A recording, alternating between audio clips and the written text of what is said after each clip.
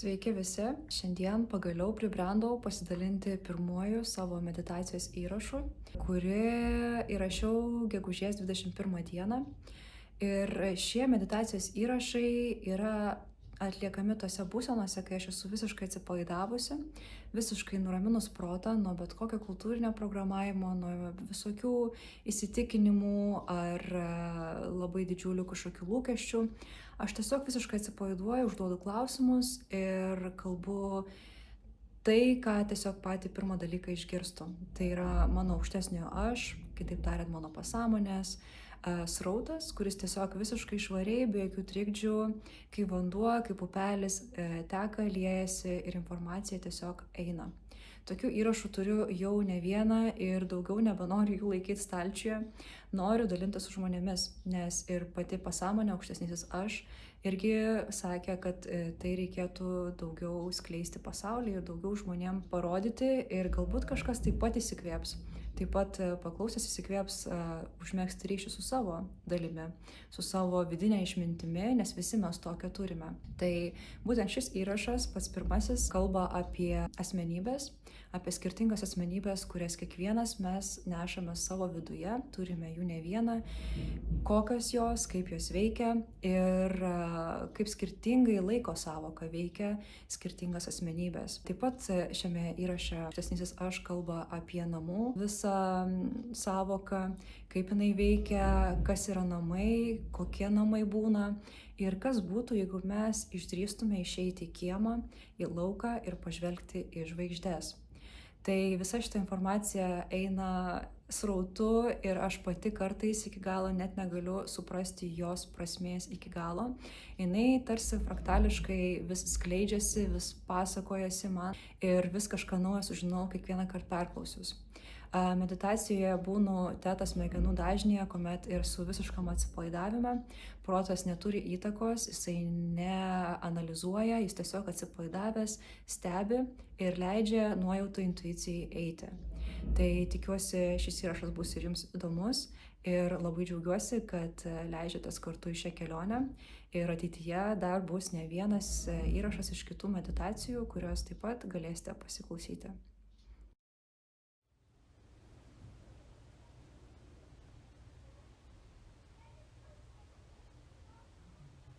Visiems žmonėms labai svarbu žinoti, kad jų yra ne viena versija, kad nėra viena vienintelė versija, kurią jie funkcionuoja pasaulyje ir kad jinai viską apsprendžia.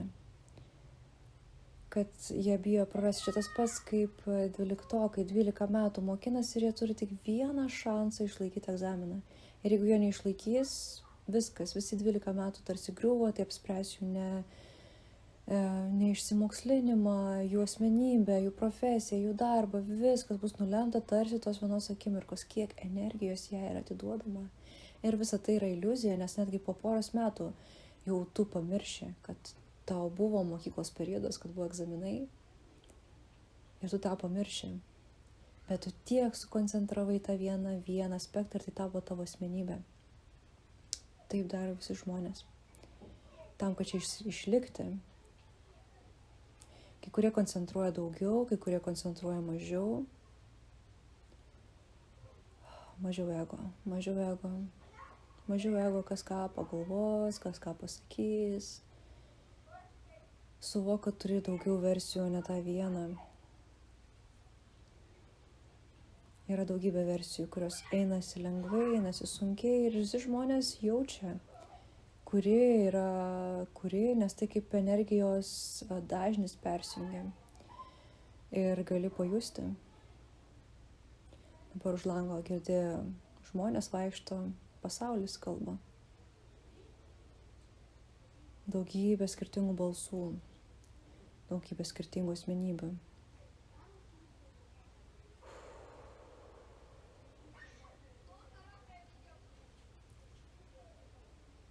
Gyvenimo vienas iš tikslų yra atskirti kūrybiškai, kaip spalvomis, kaip turėti paletę su daugybė spalvų ir tas spalvas mokėti apjungti į vieną paveikslą.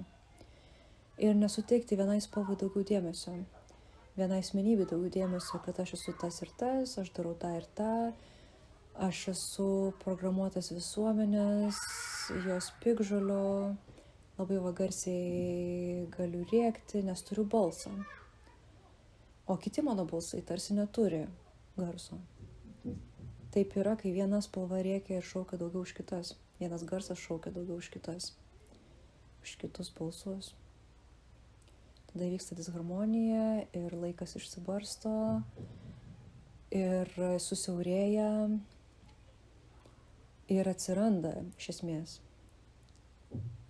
Atsiranda laikas, jisai tampa labai siauras, jisai eina takeliu, kaip dviračių takas, kur vienoj pusėje yra barjeras, kitoj kokie stulpai ir vėl barjeras, atskirta nuo mašinų ir visi važiuoja savo taku.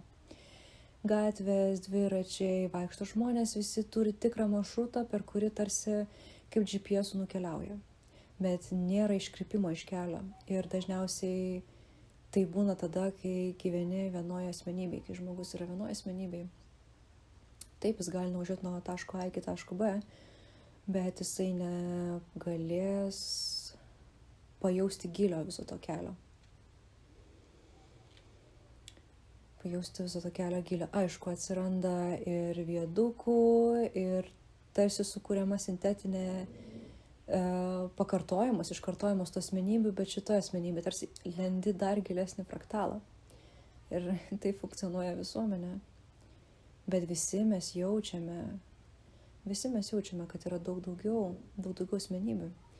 Ir jos pasireiškia pomėgiais, hobiais, ten, kur šaukia širdis. Ten, kur šaukia širdis ir ta asmenybė, ta kita asmenybė, sąmoningai jinai visą laiką žino, kad jinai yra čia. Ir žmogus, ir ego, ir protas jaučia tą asmenybę labai labai. Ir jis kartais jaučia, kad ta energija tokia stipri, kad jinai tiesiog sušetrina, bando išjudinti visus tos takelius, jiems suteikti daugiau vingių ir tie vingiai tampa tokie greiti, tokie nenuspėjami, kad tiesiog net gali iškristi tarsi iš to tako.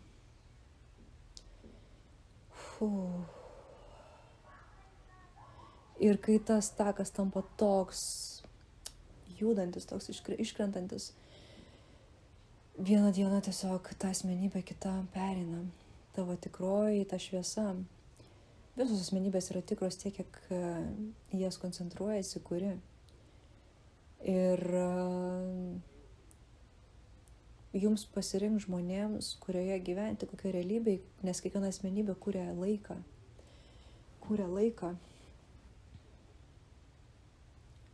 Ir tie laikai apsijungia, kartojasi ir tie keliai viadukais eina. Kaip dabar labai daug žmonių jaučia susidomėjimą senovės kultūrom, nebereikalo Ancient Apocalypse taip išgarsėjo, ir Hancockas su savo informacija, visą ir kiti atradėjai. Žmonėm įdomu, tai ir net kas buvo tada, kai sunyko ir kelias pradėjo nebeatlaikyti to svorio. Ir tie viadukai susieina. Atlantida, Lemūrija, Sirijų, Sorionas, visi karai ir Maldakas, viskas tiesiog kaip viadukai. Ir tai įdomu tyrinėti taip, kiek norėsit, tai tiek ir darysit, ir žaidimo aikštelė yra neišsemiama, smėlio joje užteks visiems ir visada jo bus. Tačiau iš aikštelės kartais galima išlysti ir nemaža dalis žmonių pažvelgia, kas yra už aikštelės ribų. Ir kad ten smėlio arba nėra, arba jis kitoks, ten pavyzdžiui žolė auga.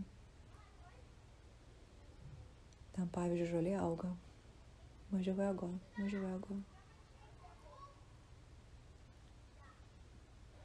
Šią informaciją dalelėmis gali dalinti žmonėm.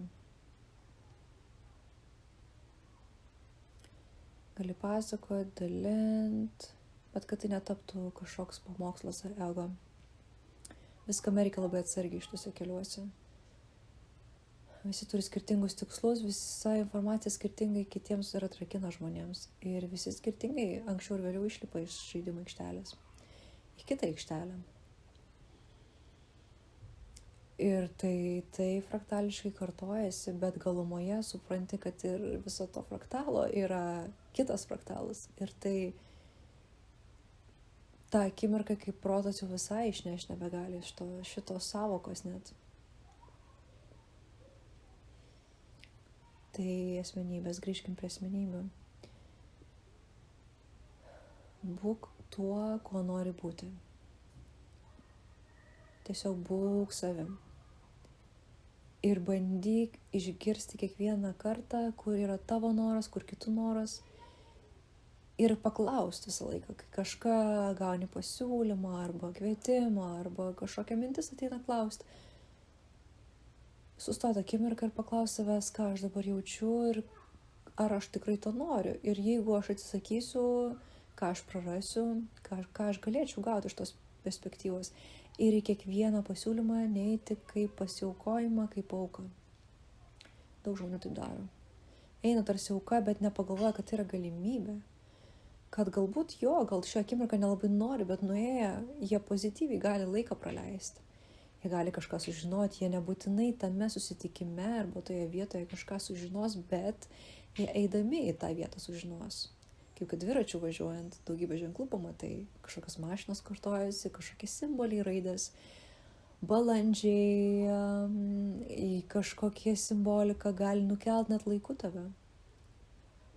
Tai nebūtinai destinationas yra svarbus, kur tave kviečia. Dažniau sutik, dažniau pasirodyk ten, kur reikia, kur tave kviečia tiesiog realybė. Kuo sąmoningiau gyveni, tuo sąmoningesni yra kvietimai.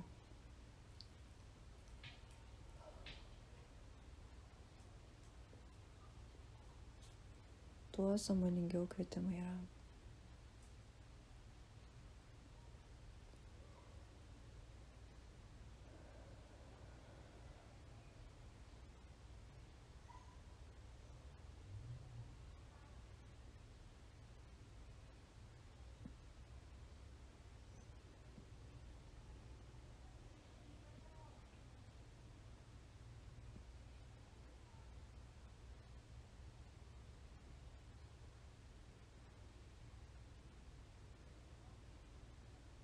Kuo daugiau dirbi su savo energija, tuo daugiau ją pažįsti.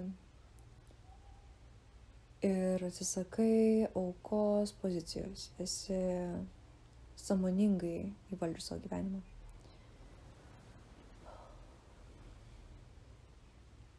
Mažiau ego, mažiau ego. Mažiau ego. Mažiau programavimo, daugiau džiaugsmo pasitikėjimo dangumi. Kai abejoji, tiesiog įkvėpk realybę. Įkvėpk vaivorykštę.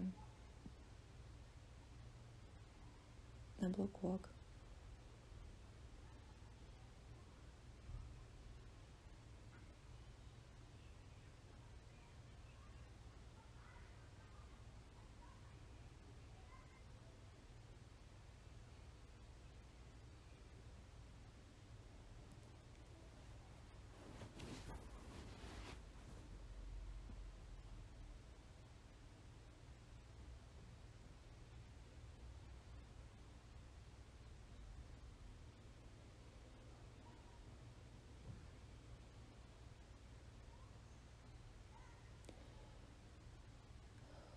Dreba pamatai, griūna namai.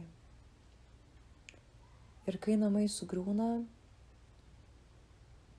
tu gyveni po atviru dangumi. Po daugybę skirtingų laiko linijų.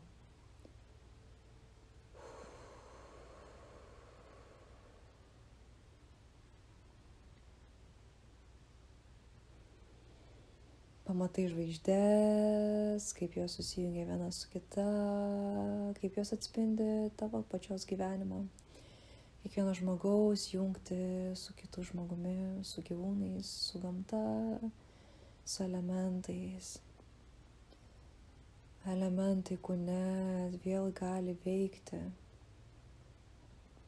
kai sugriūna namai. Kai namai išsiplečia ir tampa platesnė savoka. Kai namai nėra tiesiog tvirta vieta, kurioje gali pasislėpti nuo pasaulio. Nes nuo pasaulio slėptis tiesiog nėra juokinga tiesiog. Nu, jie vis tiek nepabėgs. Jeigu jis norės tave užpulti, jisai tikrai išjudins tavo duris, langus ir išjudins tave vis tiek, anksčiau ir vėliau pažvelgti žvaigždės. Tai iliuzija. Žmonės labai daug investuoja į namus, juos statosi, nes tai jiem primena jų pačių saugumą. Vietą, kurie gali slėpti daiktus, kurie gali juos rūšiuoti, dėlioti pagal sistemą. Tai yra jų saugumas. Jų identitetas, jų ta asmenybė, kuri turi laiką. Nes namas irgi turi laiką, jisai genda, jisai laikui yra pavaldus. Jį galima restauruoti, bet kaip ir žinai, restauruotėm namam vertė krenta dažnai.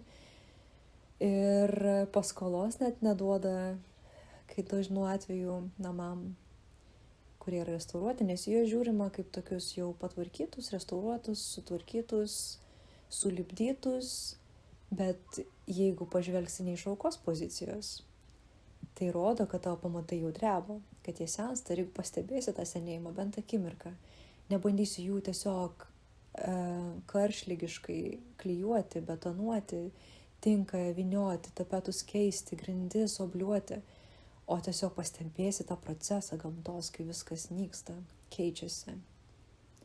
Pamatysi pro tuos plyšelius ateinančią šviesą. Ir jinai tokia stipri taps. Tai yra tos žvaigždės, kurios beldžiasi į namus.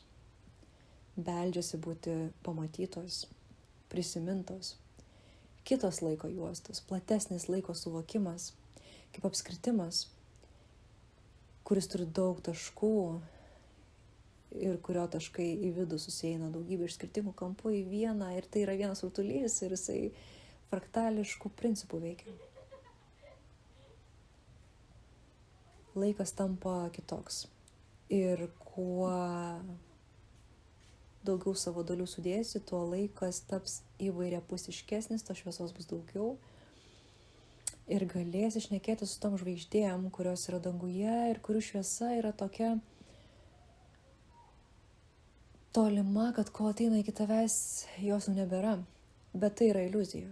Tai yra tada, kai tu žiūri pro langą į žvaigždės. Taip yra, nes pro langą, pro visą iliuziją, pro savo saugumą, ta šviesa ateina pasenusi. Ir jos jau nebeegzistuoja, nes tu tiesiog praleidai akimirką. Jau bus kitos, bet jau tos nebus. Bet jeigu gyvensi be namų, be pamatų, tai tau primins kitus dalykus. Ir suvokimą, kad tos žvaigždės šviesa nekeliauja taip toli, kad tu esi arčiau jos.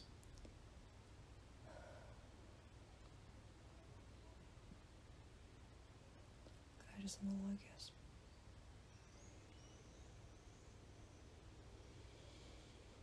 Žmonių prigimtis yra labai graži. Tai yra tiesiog vaikštančia žvaigždė, žvaigždynai viduje. Jeigu pažvelgsi vidų, tiesiog pamatysi tokį aksominį dangaus kliautą, tokį mėlyną, tokį, kuriame kiekviena žvaigždė turi spalvas ir švyti, ir spindi, ir kiekviena spalva vibruoja, kalbasi su kita, kaip lašeliai krentantis į vandenį, ir jie vieni su kitais vibruoja, kalbasi, sukuria savo garso dažnį, prisilietimą unikalų. Dalinkis tuo, ką turi, kaip ir visi kiti žmonės dalinasi, kiek jie išgali. Ir ateis laikas, daug kas prisimins, ir vis tiek visi anksčiau ir vėliau grįšime po žvaigždėtų skliautų. Skaičiuosim žvaigždės vėl, kur neįmanoma suskaičiuoti, dėl to net neprasmė skaičiuoti. Tiesiog žiūrėsime jas, jausime jas, užmerksime akis ir žinosime, kad jos yra viduj. Žvaigždynai, viena šviesa, kuri tiesiog, kai per daug ilgai pakankamai ją fokusuojasi, jinai tampa vientisa šviesa, susiblurina tiesiog rega ir tampa tiesiog ta šviesa pajutimu ir užpildo visą, ką tik galima. Ir tada laikas iš viso praranda bet kokią sąvoką. Tai tiesiog įkvėpimas ir iškvėpimas. Įkvėpimas ir iškvėpimas, ir nelieka net akimirkos tarp įkvėpimo ir iškvėpimo. Nė akimirkos nelieka.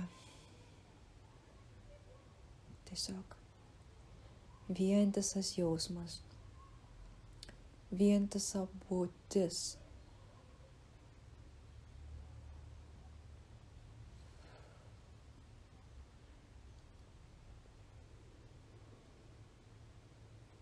dalintis, gali pasakoti, bet žmonės priims tiek, kiek jam reikia priimti. Nejauskit gėdos dalintis. Nekaltinkit kitų, kad kiti dalinasi, o tu ne, arba kaip kiti sureaguos, arba kaip saugumą mano išjudins, kaip mano namus išjudins. Net ir patys dalindamėsi savo informaciją dažnai bijote, kad išjudins jūsų saugumą, jūsų namus. Kai patys siekiat matyti žvaigždės, tai ar tikrai jūs siekiat matyti? Kai išjudina saugumą, kai žvelgiat nebe pro langą, kai jau pravertas langas, belieka praeiti pro jį. Pajausti žolę po kojomis, mėnesienai apšviestą, rasos pilną, vėsią tokią. Jausti, kaip per kojas sklinda ta energija, tiesiog vibruoja, kyla aukštin keliais, blausdomis, šlaunimis, kyla, jinai sukasi tokia drėgna, gaivi gamtos jėga. Kyla aukštyn, užpildo dubenį, išvalo viską, ko jam nereikia, kaip vanduo, upelis, šaltinėlis. Ta rasa užvalo visą dubenį, visą nugarą išvalo, su kuriukai sukasi. Jaus kiekvieną bloką, visur praeina. Jei nėra ribų, jinai gali praeiti, nes tu jau išėjai iš savo saugumo ribų. Tu leidi savo patirti ir pamatyti daugiau. Kyli aukštyn, išvalo tavo stuburą, kiekvienas lankstelė, kiekvieną organą, užpildo tokia vibracija gaivę. Krūtinė, oda, širdis, jinai lygiai taip pat atsigaivinus, kaip po nakties, nauja diena ateina. Rankos ir pasiekia galvą. Nuostabu. Akys švyti, kai jos net užmerktos. Kaip Čiurlionio paveiksluose. Akys ten nebūtinai yra pravertos. Jos galimai yra užmerktos, bet jos tokios šviesios, kad tiesiog švyti. Nes leido rasai praeiti pro jas. Gamtai. Gamtos sakraliam vandeniui. Žinojimui ir paprastumui, tyrumui. Visiškam paprastumui. Tiesiog visiškam paprastumui. Nuėmė visus jungiklius, saugiklius, žaibolaidžius, lietvamzdžius, viso to nebereikia jau. Nes ta šviesa tokia stipri, kad visų tų apsaugų net nebereikia. Kam saugotis nuo savęs? Kartais kai kurie kūnai negali išnešti dar taip greit tiek informacijos, dėl to jie saugojasi, bet jie irgi žino, kad reikia namus vėdintis. Irgi žino, kad namus reikia apsišvarinti, tai yra vienas iš būdų jau šio kelio link. Visiškai apsileidę žmonės gyventis sąvartyne, neprižiūrintis savo namų, galintis gyventi tarp išmėtytų daiktų, šiukšlių. Tai yra tie žmonės, kurie dar labai nori to svorio ant savęs, nes jie dar sunkiai gali priimti tą visą informaciją, dar jiems net tie laikas kūnas tarsi neišneštų, bet tai gali pasikeisti kaip spragtelint pirštais. Kiekvienas turi savo skirtingą laiko suvokimą ir kartais laikas ir tie plyšeliai šviesos gali praeiti labai greitai. Pažvelk į žvaigždės dažniau, leisk jų šviesai užšviesti tavo akis. Bent jau pro langą, jau gali ir išeik į lauką. Leisk tyrom žvaigždėm pažiūrėti tavo akis. Nebijok žiūrėti akis, kaip ir žmonėms žiūri, sunku būna kartais, bet tiesiog leisk žvaigždėm žiūrėti kaip lygiaverčiui tavo broliui, tavo atspindžiui, tau į akis. Pažvelkime akis ir nebijok žiūrėti save. Šiandien baigiau.